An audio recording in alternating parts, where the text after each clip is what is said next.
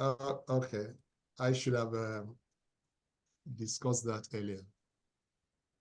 Anyway, I'll continue. Worldwide, as I said, these days, borders between parties and economic relationship is shrinking into non-existence. There's therefore no better time than now to reassure cross-border investors that commercial disputes can always be resolved with ease when they arise. To help drive this reassurance home, we have invited two experts who are chief executive officers of two international organizations we are in collaboration with. They will educate us on export trade and disputes that arise from export trades, and then how these disputes that arise can be resolved. To discuss export trade and related disputes is Barrister Kola Awe, MD CEO of XPT Logistics International Limited. I call him an expert, and I say that with utmost respect. I can't describe him right now. It will take the whole session. So let's just say he also heads the Export Trade Organization in Nigeria. We can be letting you know about him a lot more later, so we don't eat into the time we need for this session. To enlighten on how related disputes can be resolved is Pui-ki Emmanuelle Ta. She is CEO of eBRAM International Online Dispute Resolution Center. eBRAM is based in Tokyo, Japan. They offer a wide range of dispute resolution mechanisms and are always ready to apply the best fit for any type of dispute in the best interest of the parties. Having said that, we will go into the session proper. Here is how we are going to go about it. I'm going to ask Mr. Awe to speak a bit on what he thinks we need to know in export business, and maybe let us know the kind of disputes that arise. Also, we will let Mrs. Pui-ki tell us if they are familiar with what Mr. Awe has mentioned and how they can address them. After a brief talk to kick off the session, I have some questions that I will ask Mr. Awe in particular. And then there will be some questions I will ask Pui-ki. Now, I encourage others who are here to actually speak up and join us in asking questions so that we can all learn and see how we can be of help to one another. But one thing we know already is that when we are talking about export trade,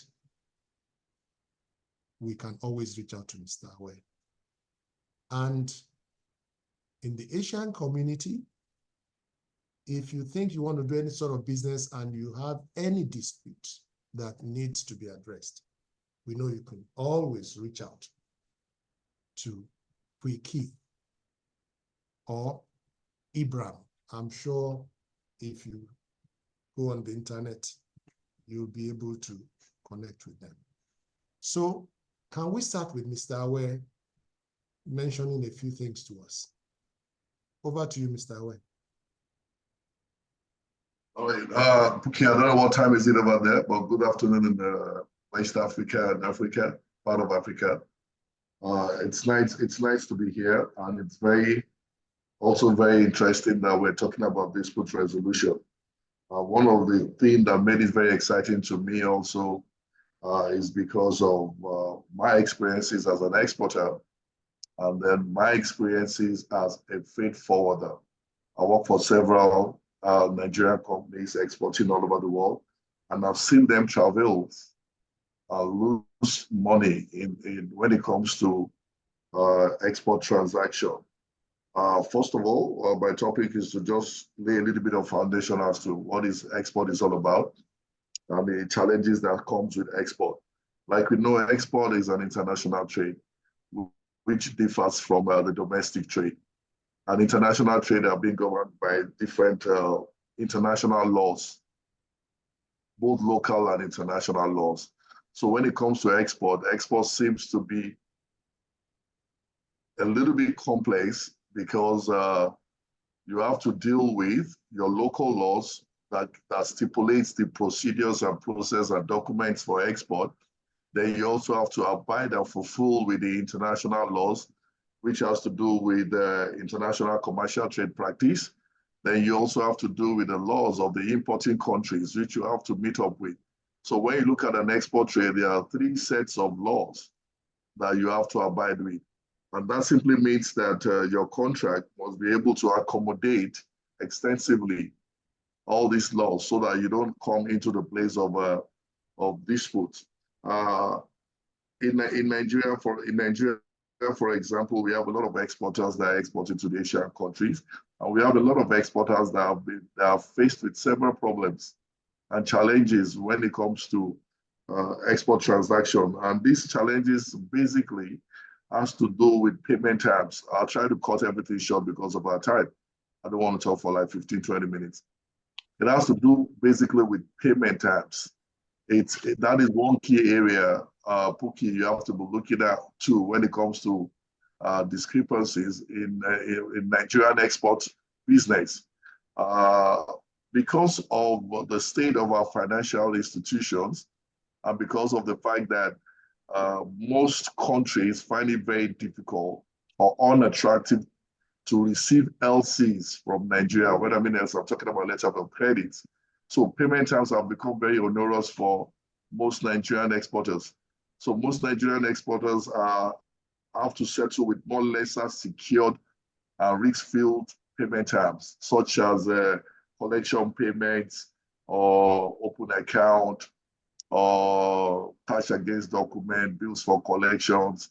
And those kind of payments, like you all know, in international trade are not well secured, does not protect the shipper extensively.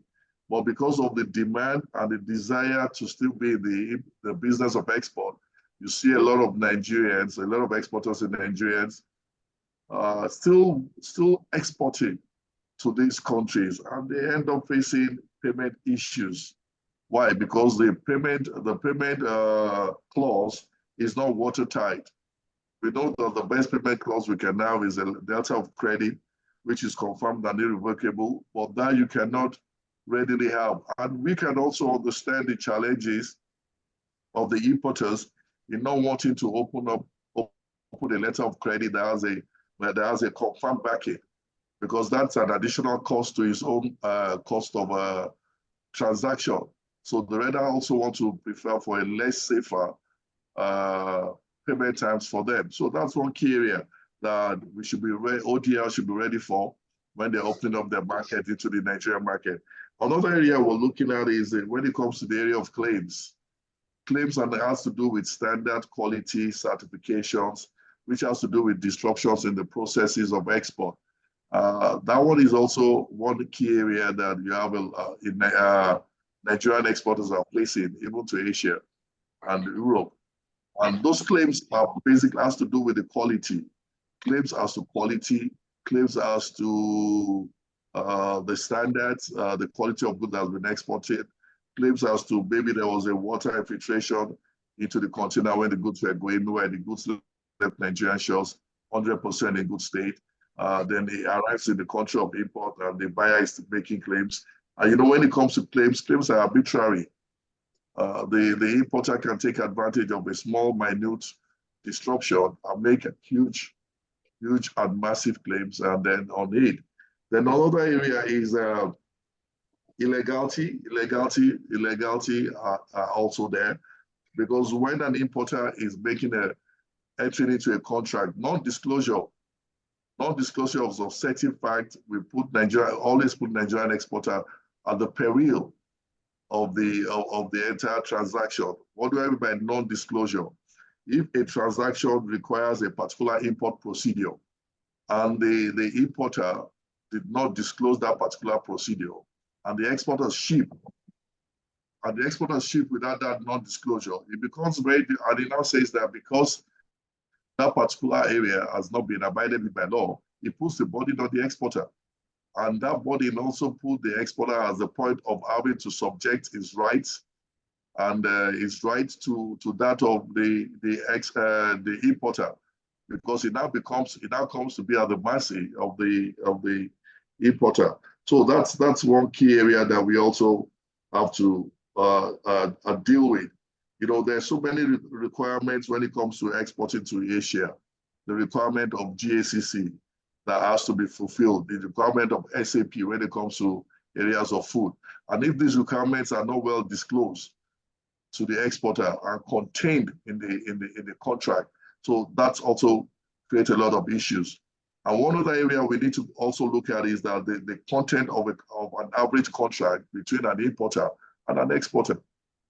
The contract, most of the contract are simplified into 19 clauses. The last clause being the arbitration clause, which is where ODR is coming out to play a great place. When it comes to the arbitration clause, we all know that the arbitration clause will stipulate an arbitration panel, either one or two arbitration panel person. And then the critical area, which is always very contentious, is the area of where the arbitration panel will sit. The Nigerian exporter will prefer the arbitration panel to sit in the city of Lagos. The importer will want the arbitration panel to sit in Asia.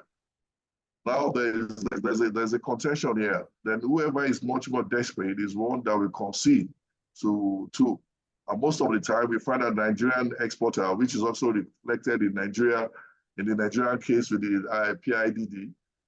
Now we concede that the arbitration panel should sit in Asia or Europe, or America. And when we consider the cost, the language, and every other thing put together, we find out that we hardly pursue those areas. It becomes very difficult, onerous, challenging, and financially burdensome for an average exporter to pursue those areas. So I see the ODR as very welcome. A clause that meets for ODR simply makes it convenient and easy for an exporter to be able to take up arbitration issues without having to bend his back. And then these also come to be an extension. The arbitration does not even limit to the place of the challenges of the shipping line also. The shipping lines also has a place where the arbitration panel will be needed in Nigeria. Most often than not, we have arbitrary impositions by shipping lines within and outside, and the ODR inclusion will also be of great essence. Without taking much ado, areas we should be looking at is the area of non-conformity in terms of contracts and clauses, inconsistency in documentation, inconsistency in the content of documentation that can make disputes arises. The discrepancy also in documentation that can give a party advantage over the other party. Discrepancy can come in the area of phytosanitary. A document as simple as the SPS document, which is the phytosanitary document, can create a very huge discrepancy.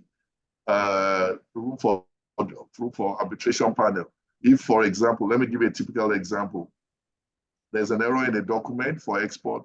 The importer decides to say that I'm going to take care of this error, but it's going to come at a cost.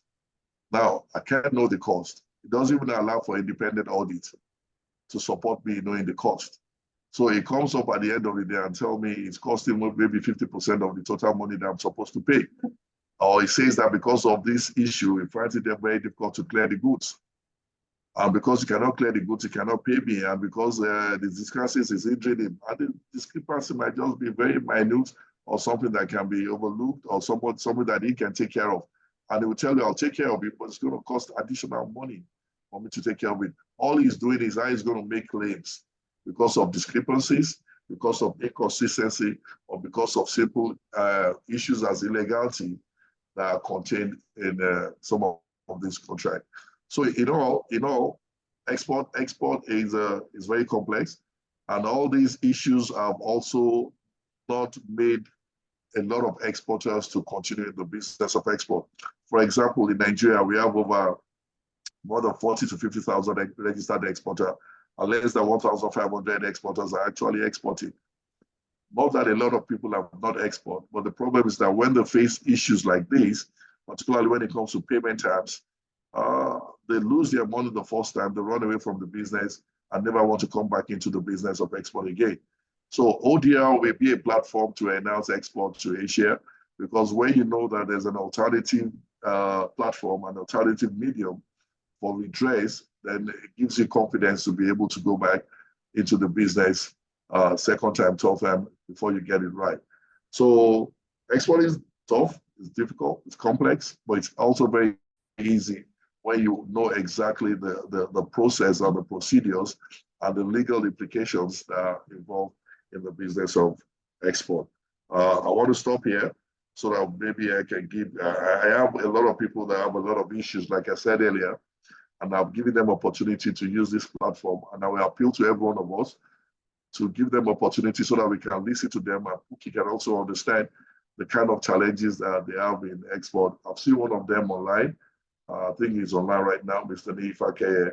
I'm expecting two more people to be part of it so that they can express their challenges. And if they don't, I can bring up those challenges from you. I've had several, but I've been in the business for about 24 years. I think I'm smarter. I can't fall into those kind of issues right now. So, but some of them are just in the business, so they've been having challenges when it comes to redressing on interventions on and non-compliance to contract by most importers in Asia. So let me just stop here so that I can give Pui-ki some time to talk. I've spent about 15 minutes, or except you want me to continue. You continue. In fact, there's no end to what you have just, and so thank you much for that. We will want to give Pui-ki the floor now to speak. It's interesting that you've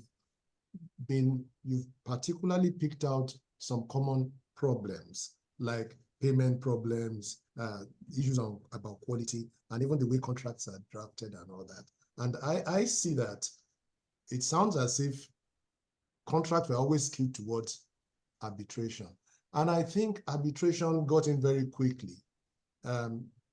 Was that popular because there was the New York Convention, which is an international treaty that can be relied upon to enforce decisions, arbitration awards.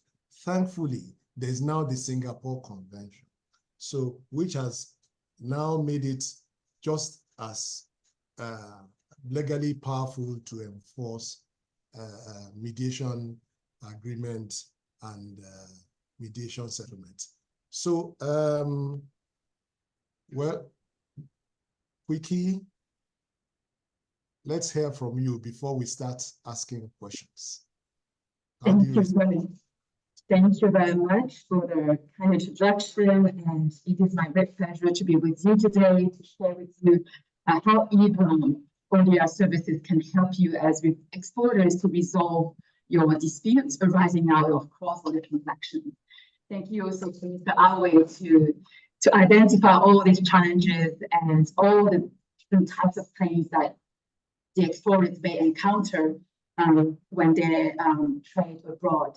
And today I want to clarify that with eBRAM ODR Center is not here to help you, resolve this kind of disputes, but what we can do is that we provide you with an ODR solution to help you resolve the disputes effectively and cost effectively, and also in a secure and fair manner.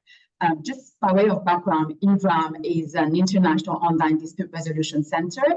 We are an arbitration and mediation institution combined with online dispute resolution and law tech facilities. And our objective in providing this integrated service is to leverage new technologies to make dispute resolution more accessible to disputants.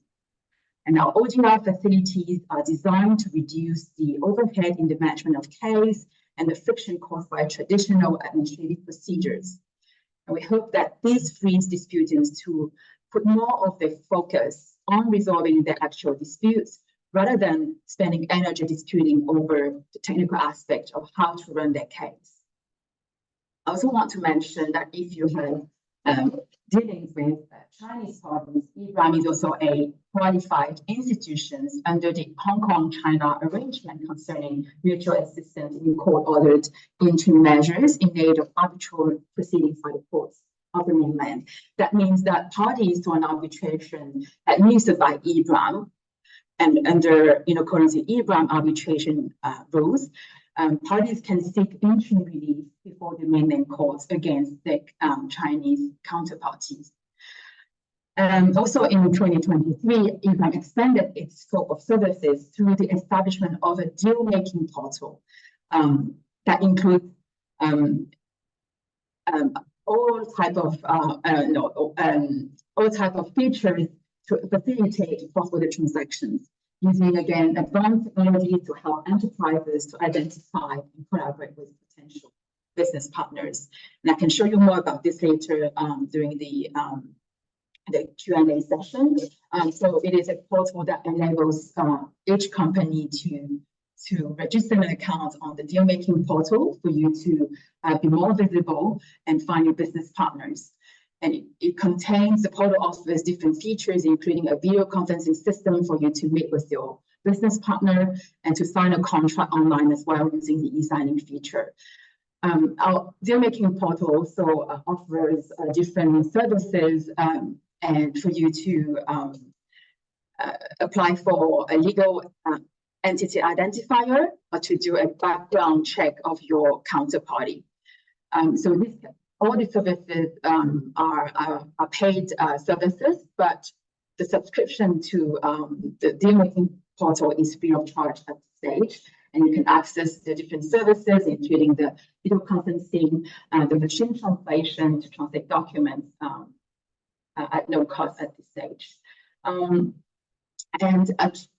To conclude this, I wanted to say that eBRAM provides a one-stop service for enterprises from the start of their cross-border transactions to contract completion and to dispute resolution if and when a dispute arises. So as I've mentioned earlier, we are not the entity resolving the disputes, but we are providing you a platform to conduct your case, to resolve your dispute through mediation or arbitration. We also have a three-tier process, expedited process that includes negotiation, mediation, and arbitration within very short time limits. And we have also different sets of rules, mediation rules, arbitration rules, and ODR rules, so that to ensure that the process will be conducted in a fair manner. Thank you, Mr. Adenuga. Over to you. Thank you, Pui-ki. Well, you have at least you have given us a preview into what ODR is. Mr. Kola Awe, yes, we're going to call on you now. Well, maybe not on you, but you did mention that you have some people that may want to say some things, like me, Mr. Even when Pui-ki was talking, she was echoing. So it wasn't really, yeah. But it's okay. I could hear it. I just don't know, maybe some people online will not pick it up. Well, I guess this is one of the challenges of internet signal and all that. I got Yeah. bumped at least twice while she was talking, so I didn't quite catch everything, but then we have to do what we have to do. So, and I remember that you mentioned the issue of, if it's arbitration, and you mentioned the issue of seat. Well, with online dispute resolution, you can minimize, you can get over a lot of that kind of physical, expensive about seat and all that, because a lot of people we can do video conferencing just as we're doing now, and we learn to accommodate what the problems are. And I can assure you that the eBRAM platform, the picture quality and video quality is pretty good. So as we now move on to what we will learn from Mr. Nifake, we will call on him now. Another thing I did want to mention is that haven't spoken about online. You spoke about contractors as well, which is, what do we do to ensure that we can get a good fit for problems that we have? And one of the things that we think about here is multi-tier dispute resolution clauses in contract. That, okay, you discuss first, hope you can resolve the dispute between both of you, renegotiate if necessary. If you can't, try mediation. If mediation does not work, then it means that both of you cannot come into an agreement, and then you need a third party to make an agreement, to make a decision for you, and then you use arbitration. But we will get into that as we go.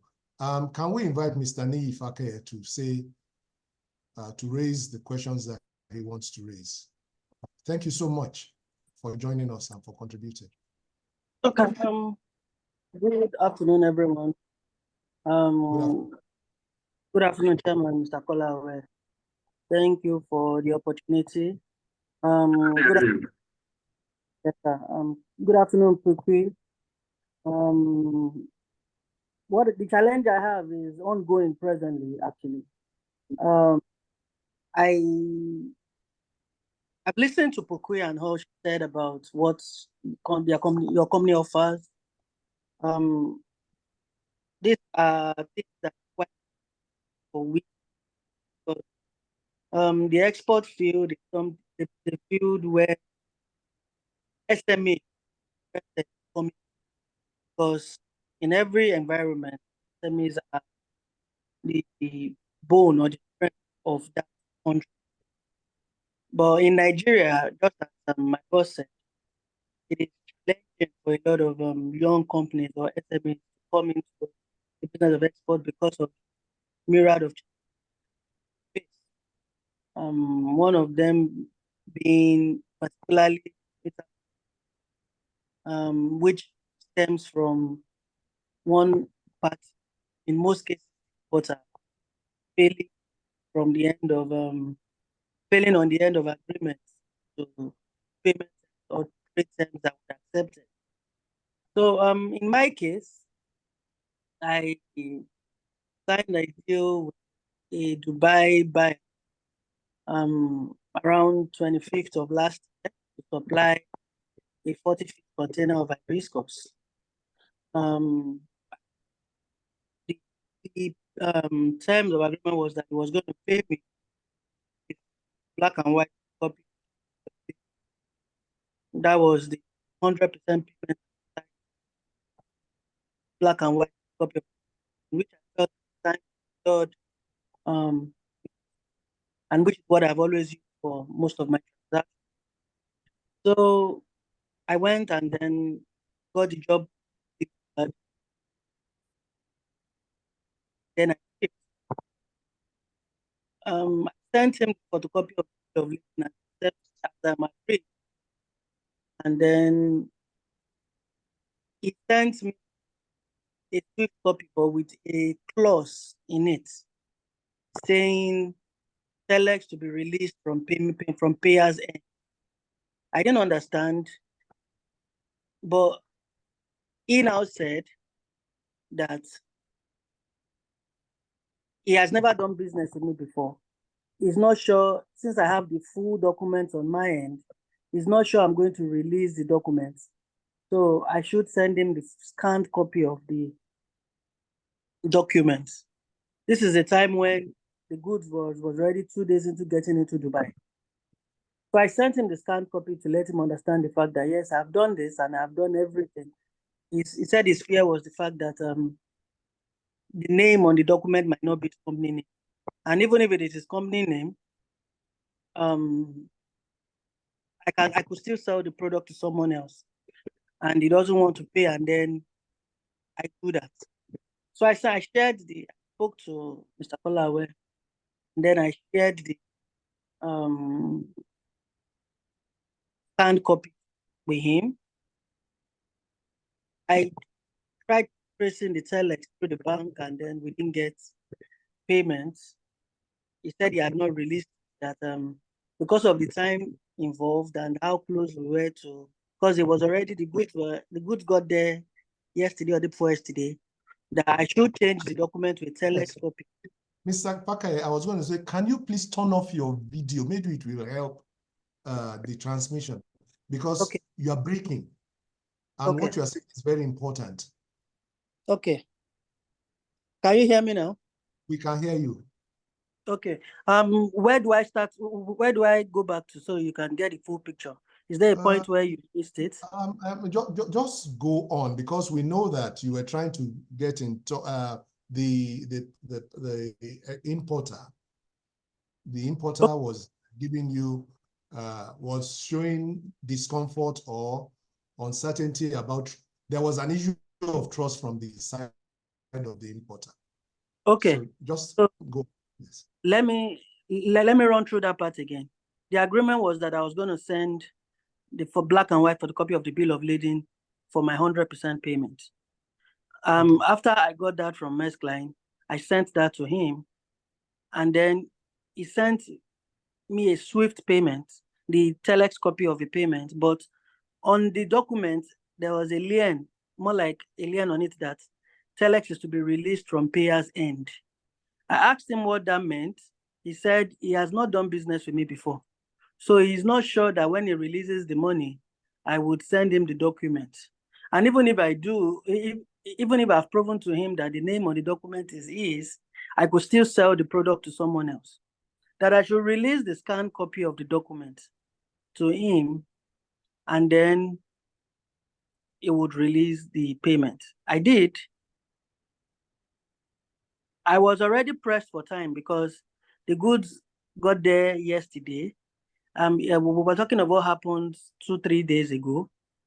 After a while, after I got the scanned copy, he asked me to go change the document to telex, that I should give him telex document, and immediately he gets the telex, is going to, because he had sent me Swift copy. So all he just needed to do was to instruct the bank to remove the lien on the payment, and then I would get that. I sent the Swift copy up until yesterday. We still chatted up until this morning, late in the midnight rather, here in Nigeria, giving me hopes that he's going to send the money and this and that. And I've checked the app, the Maersk Line app, and it seems the goods has been cleared. He has not responded all day. It's kind of funny because these are the kind of reasons that make Nigerians very skeptical about shipping. I did everything from my end to make sure nothing went wrong. I delivered. I fulfilled my part of the agreement. And because I was pressed for time and I had loans here to pay back, I had to, at a point, just like Mr. Kola Awe said earlier, I had to shift grounds, because I was doing everything to make sure that I get the money back as fast as possible to reduce my exposure here in Nigeria. So these are the challenges that we Nigerians face. And it will be good for us to be able to have a platform or an organization that can, number one, verify, because I did my independent verification of his company, and it does exist in Dubai, it would be good for us to have an organization that at least can help us secure these kind of things and make sure our money is gotten. Because we can't keep doing business. The country is challenging enough as it is. You can't keep putting your money into business and your mind is not at rest that you're going to get your returns, because that's the first rule of business, trying to secure what it is that you invested into it. And you can't say you're not going to do business with people abroad. LCs from Nigeria, signing LCs with Nigerian banks is challenging, yet you still have to do business. So we have to all find a way to make sure that these kind of things don't happen. What is the way out for me? Is there a solution? Is there a way we can get this done? These are the questions I have to ask. And that's why my chairman, my boss said, I have to be here today to also share this so that we can talk about it and see how we can move ahead. But that's basically it. Thank you very much, Mr. Fakeye. Mr. Kola Awe, you also mentioned somebody else who should be speaking. Okay. Maybe we have internet issues there. Mr. Fakeye, something that has become clear from what you have said is that, and which is what dispute resolvers always speak about. The point is good faith, and everybody is looking at doing something fantastic and getting out of it. Nobody at the stage of going into a contract thinks about the dispute. Or don't let me say nobody. Now, a lot of people do. But that's the tendency, not to consider what happens if things don't work. So it is obviously a very good idea to consider what you will do after or when things go south as unexpected. And that's why I imagine that in many of the contracts that Mr. Kola Awe spoke about earlier, there is always a dispute resolution clause, which is an alternative to litigation, which they call ADR. Because when it comes to cross-border disputes, there are jurisdiction issues when you are thinking about litigation. You know, the ones that you can easily use to solve cross-border disputes are the ADRs, which are, you know, negotiation, mediation, arbitration. And for arbitration, as I said, there's always been the New York Convention, which is an international treaty. Hopefully that the countries with which you are doing business are signatories to the treaties, so that, am I being heard? Okay. So that you can just go the way of arbitration. Because if you already have it in your contract as a clause, you just have to evoke the arbitration proceedings. And once that starts and you have an arbitrator, then the other party has to respond. If the other party goes silent on you as this, I don't know if that's what your person is doing, the arbitration can go on without that person, and you can get to the point of an award. And online, just as Pui-ki has told you, just by video conference, a lot can be done. So I hope things don't go south completely, but please look at your contract. If there is an arbitration clause, you might end up having to evoke that. And then maybe now that you're talking about arbitration clause, I don't know what the clause is, but another thing you must think about is that when you are getting into or putting down such clauses, you're breaking you have to agree. I'm breaking too. Okay. Mr. Awe, please, you said somebody else will be talking. Who is that? Is the person ready to talk? Yeah, Jane is here. Jane, can you just go ahead, please? Please, yes. It's because I thought No, he wasn't not around today. that I was running. There are more people. There are so many people. But Please, let's just take Jane because of time. please let them go ahead right away, please. Jane.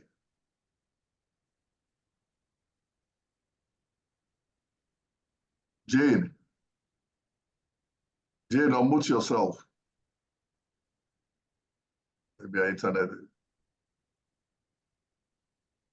or mute.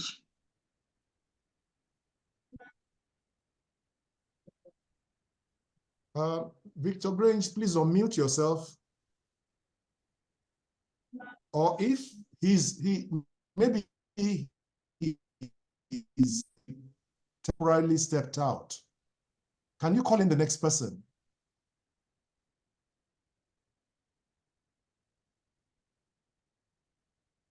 Well, for the purpose of I said there are a lot of people.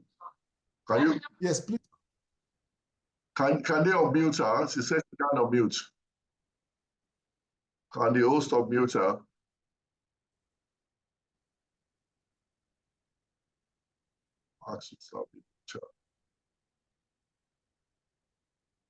Yes.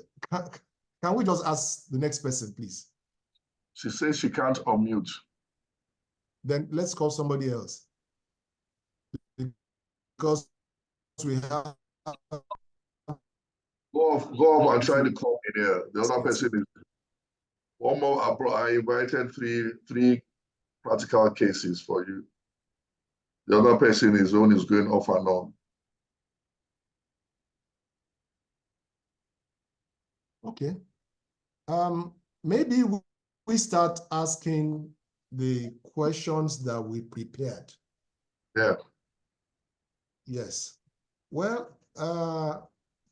Mr. Kola Awe, thank you for a brilliant presentation because... Okay. Oh, okay. All right then. Good afternoon, sir. Good afternoon. Let's hear you, man. Good afternoon, Mr. Awe. Thank you very much. Okay, so my name is Jane. Mine is a very, very recent one. There's a shipment that happened in February 2024, and the shipment is arriving on the 19th. That's next week, Tuesday. So the agreement is that once I get the shipping documents and send to them, that they would make payment. But somehow, instinct, I just said, okay, everything is in place. I sent them a draft of the BL, and I asked that if they could make payment. And this is like 3 weeks ago, and it's been up and down. We will make payments today, we'll make payments tomorrow. Only for 2-3 days ago, the buyers, like a PA, sent me an email that I should forward to her the parking list and the commercial invoice. And I'm like, why would I give you a copy of the commercial invoice? That means you want to start processing, and you don't want to pay me. She said she hasn't gotten a go-ahead from the buyer. So last night I tried to reach the buyer. He now sent me a chat that he would pay the day the container arrives, which is on Tuesday. So that's where we are. But I'm just saying this, if there's something that needs to be done prior to that 19th, in case he does not make payment. Okay. Because when he says he will pay when the container arrives, simply telling you that you put in a desperate mode. When he tells you that he will pay when the container arrives, he has already broken the term of the contract. The contract stipulates you make payment before the container arrives. You make payment when a copy of the documents is sent to you. So when the container arrives, it's a technical way of putting you under pressure. So when you're under pressure, you'll be forced to let go of your documents so that they can clear it. And then when they clear it, it now puts you at their own mercy. Okay, so what do I need to do now? Yeah, that's why we're here today. And let's Okay. Pui-ki is online. Will tell us how some of these issues can be resolved either now or maybe later when the dispute, when you figure off the arbitration clause in your contract and how they are going to go ahead with it. Like I said earlier, Mr. Denuga, I just decided these two. I have 3 other more people currently facing the same issue. One, the container has already been cleared 100%. It's in the importer's warehouse. Payment has not been made till date. Well, thank you so much. All these, what I can see is that there are breaches of contract, and these need to be, Yeah. those you have to try and make sure that those wrongs are corrected. And that's part of the sort of questions that we are asked, we put forward. For instance, I wonder if we sent some questions to you, Mr. Kola Awe. And Yeah, you did. yes, and in particular, there was a number 7 that, do you think ADR or ODR are mechanisms you can trust to guarantee restitution or justice, especially across borders? I mean, that seemed to speak to exactly what the 2 parties have spoken about. Pui-ki, please, what would you want to say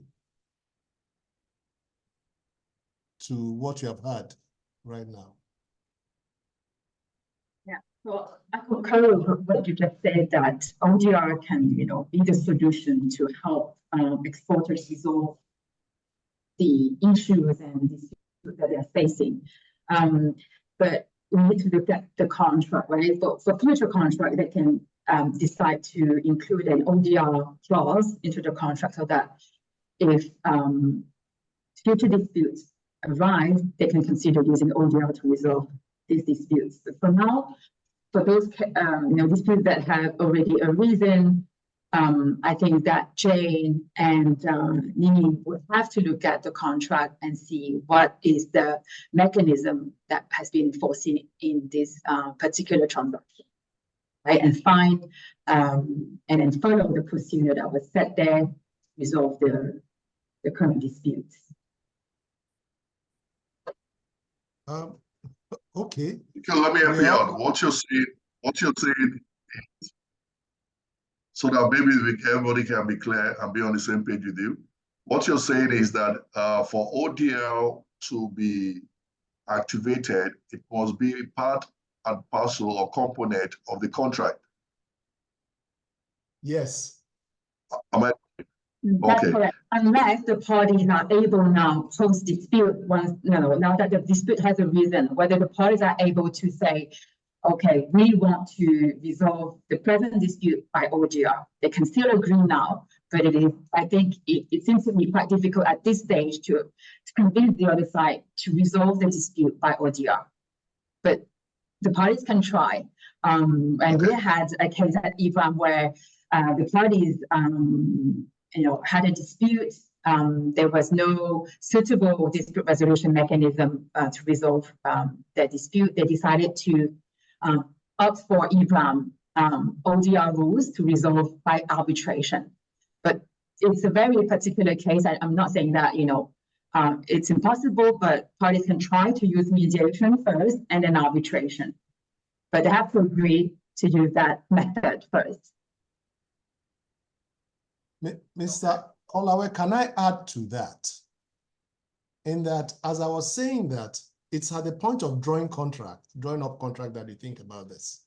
At that time, there are no disputes. Everybody seemed happy and seemed easy to come to agreement. So when you fix that at that time, people sign. If you don't have a dispute resolution contract, at the time the dispute has occurred, you might find that the other party becomes difficult. The party that seemed more comfortable with the dispute. Now, we are even assuming that the parties are well-meaning, that they actually have genuine disputes. We're now not talking about people who have set out to be unfair or to cheat the other party. If that is the case, you can be sure that they will just try and avoid any agreement that can call them to accountability right now. So it's better to have thought about this.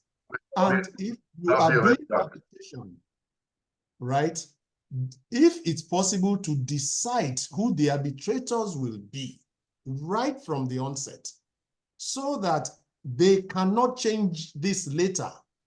Because even if we decide that we're going to go into arbitration, if we have not decided who the arbitrator will be, or usually that's why it's best to go through institutions like eBRAM and all that.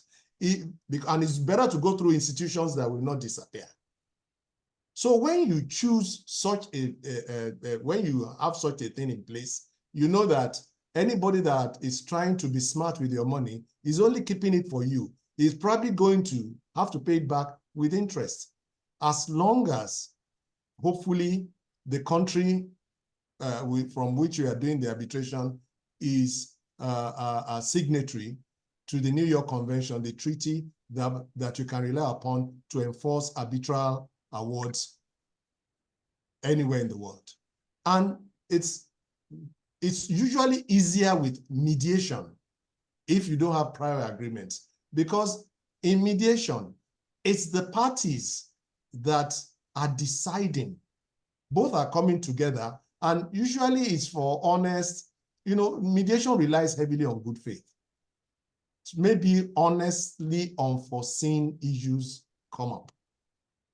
And in which case, both are willing, because mediation is the only form of resolution that gives you the opportunity to rewrite your contract at that point, because you can now decide to give some grounds and meet halfway, which really is deviation from the original agreement you had.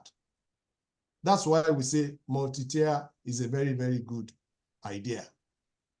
But the best thing is to have this thing in place. So once you are sure that the other person, the other party is trying to wriggle out of the contract, you evoke that.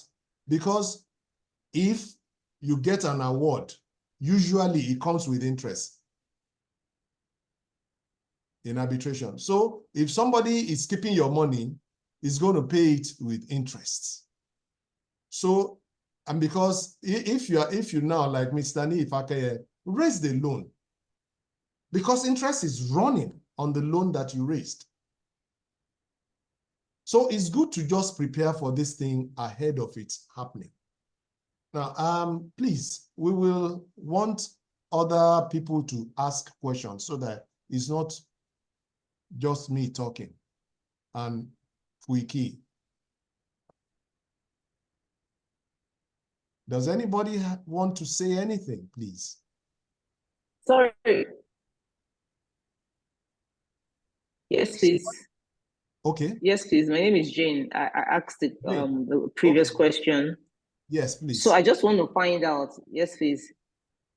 So I want to find out what's the next, for my own case. I'm asking now, what is the next step? Since we didn't incorporate the ODR from the onset, but I mean, we still have a bit of time, like what Mr. West said. Maybe the buyer is just trying to, play with time. That's why he said once the container arrives, he will make payment.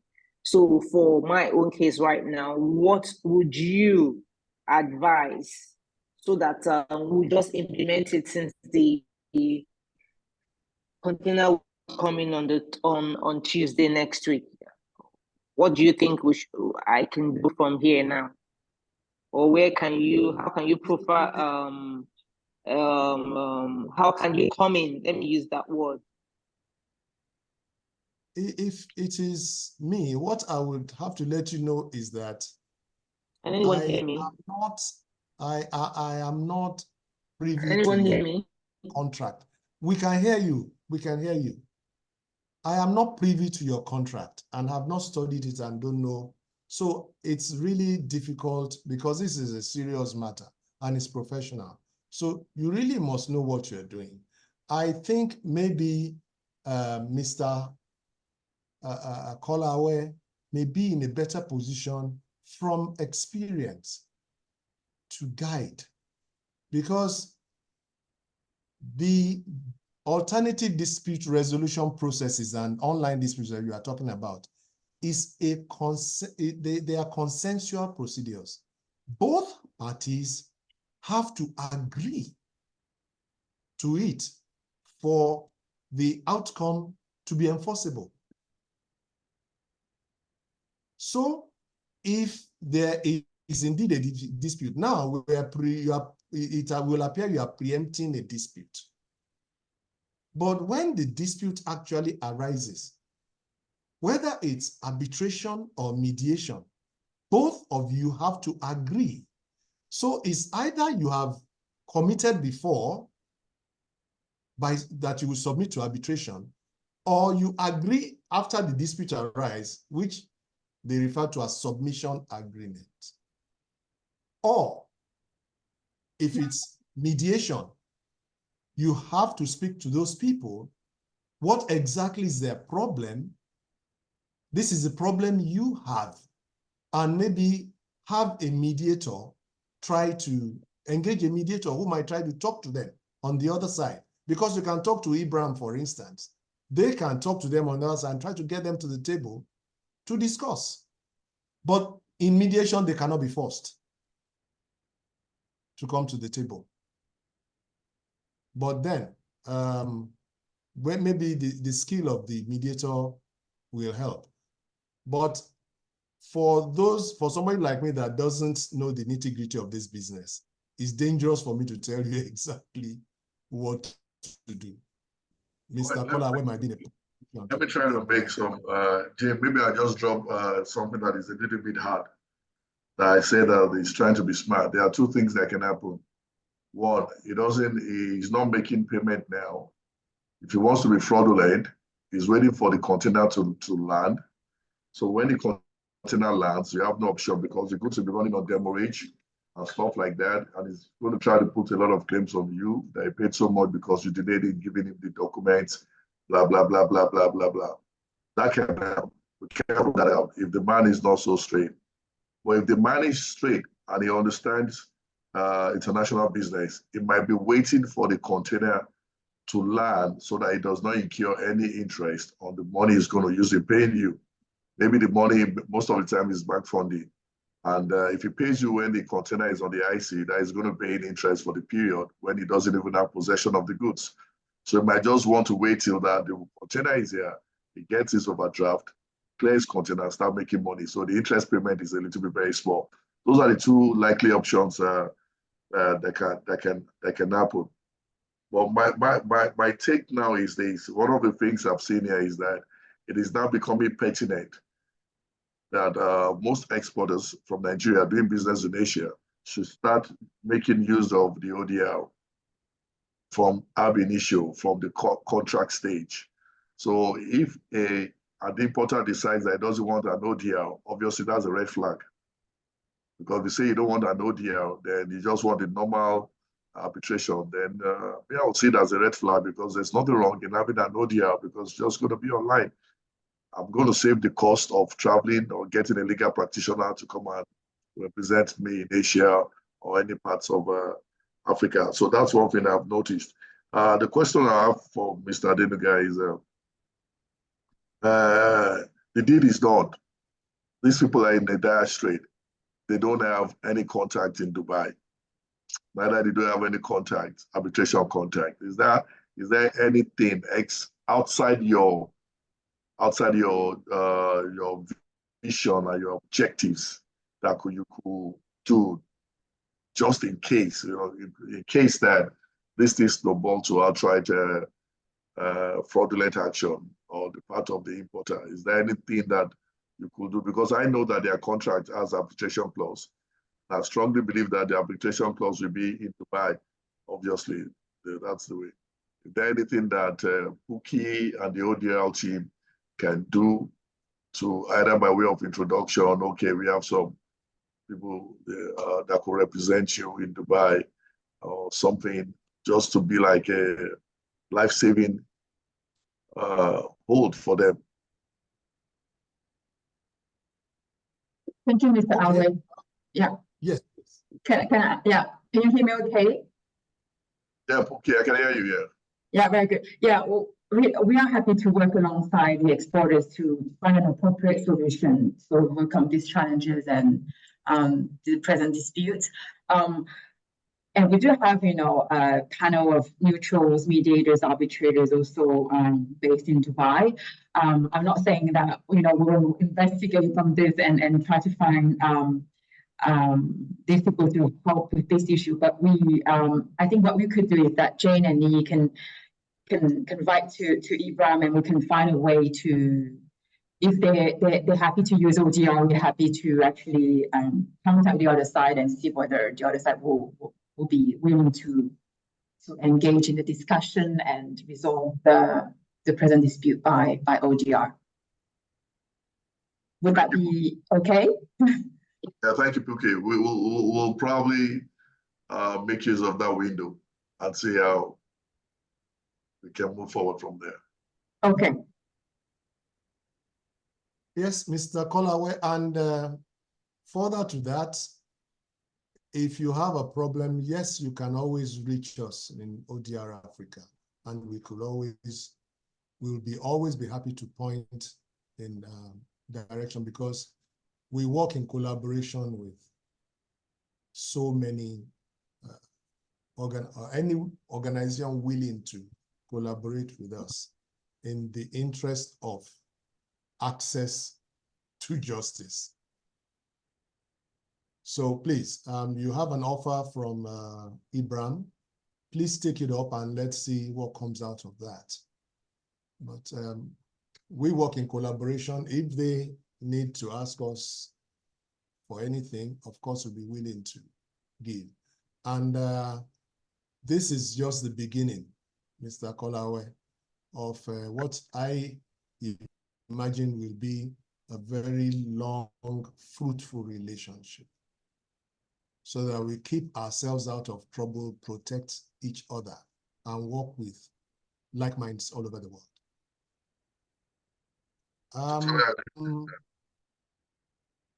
Yes. Are there any questions that you think we need to address, since you had the questions, Mr. Kola Awe? Yeah, basically, there are really not much. The most important, number 6, let's talk about the benefit of using an ODR.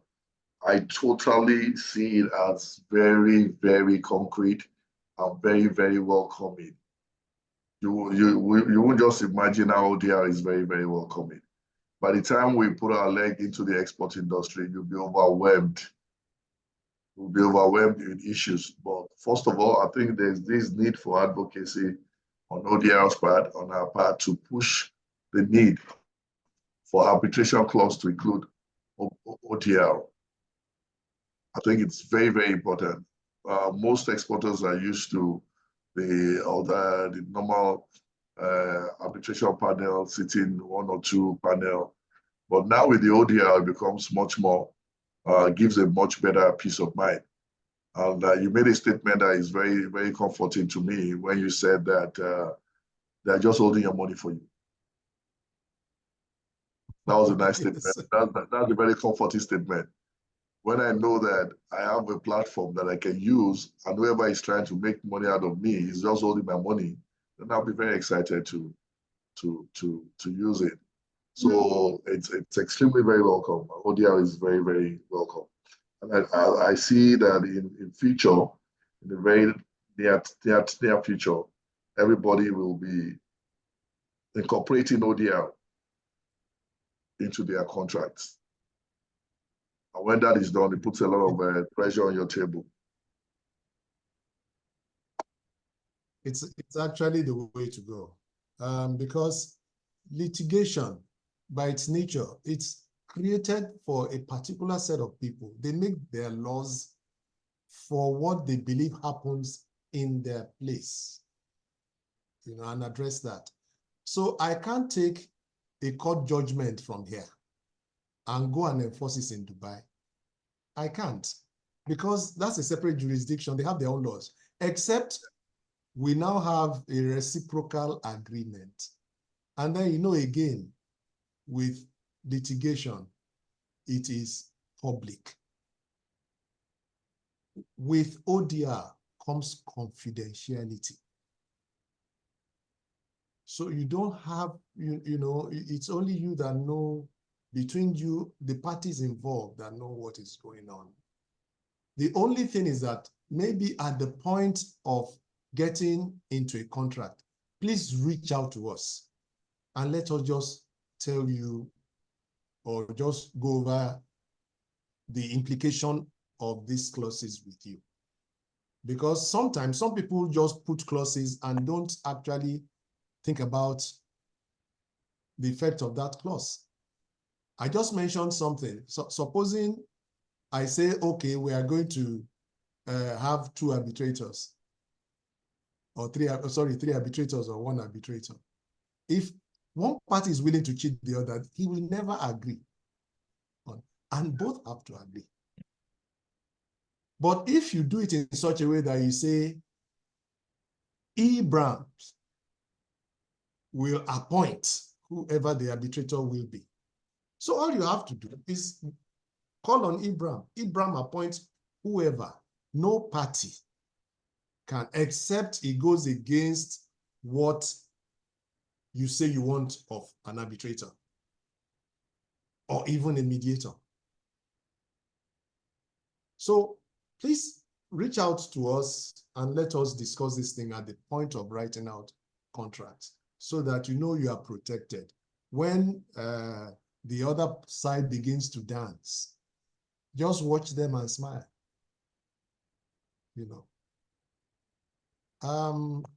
Any other comments, please? There's one other thing. Let me just get in, but I don't think do we have the time? Well, please let us, because it's our first, let us, but it will be the last we will take because we're 10 minutes into the hour, or 10 minutes beyond the hour, sorry. Mr. Jagere, do you quickly want to?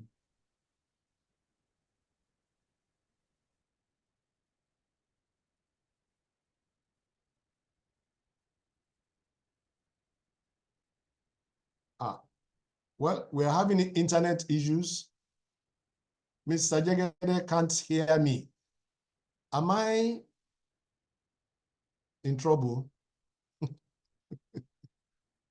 We can hear you, Mr. Adedoka. Okay, so well, Mr. Jagere, I think we have a summary of what's going on, and we all know that we can. Oh, Natalie is with us as well. That's another of our board members. Well, hello, hello everyone. Sorry for being late. I was in another meeting, but I just wanted to join in whenever my meeting was finishing. So apologies for my late arrival, but I will be able to listen to the various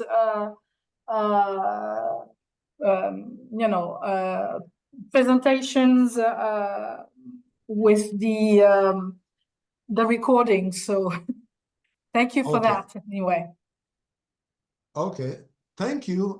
We understand that your attention will always be divided between us and your children because you're a lecturer.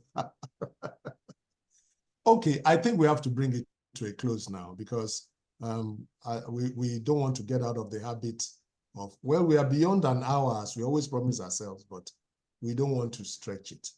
So because we could always have other webinars.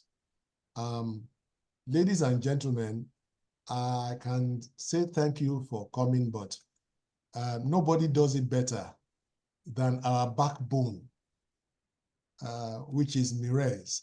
Is Mirez still with us? Oh, I think Mirez has had to leave. Well, Mrs. Obifaride, are you still with us?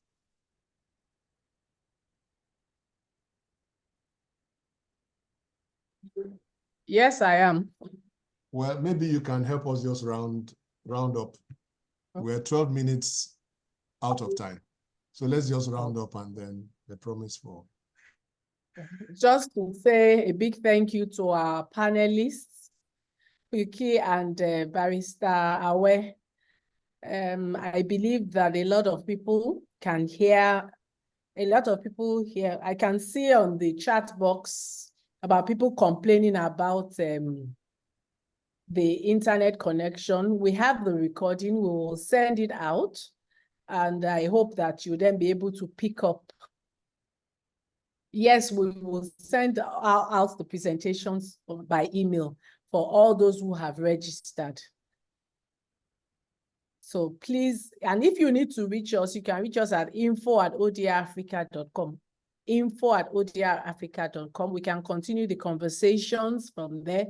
Thank you, Pui-ki. Thank you, Barrister Awe, for this session. And just like Mr. Adenuga said, this is 13 minutes past 3. We planned for just 1 hour and we're far beyond. And thank you, everybody who has taken time to join us. We do not take it for granted. Your 1 hour could have been used for something else that you have thought it to join. We say thank you. Bye-bye for now.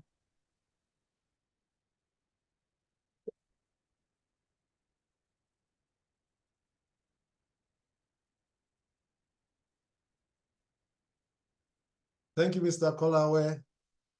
Thank you, Chinyere. Good to see you.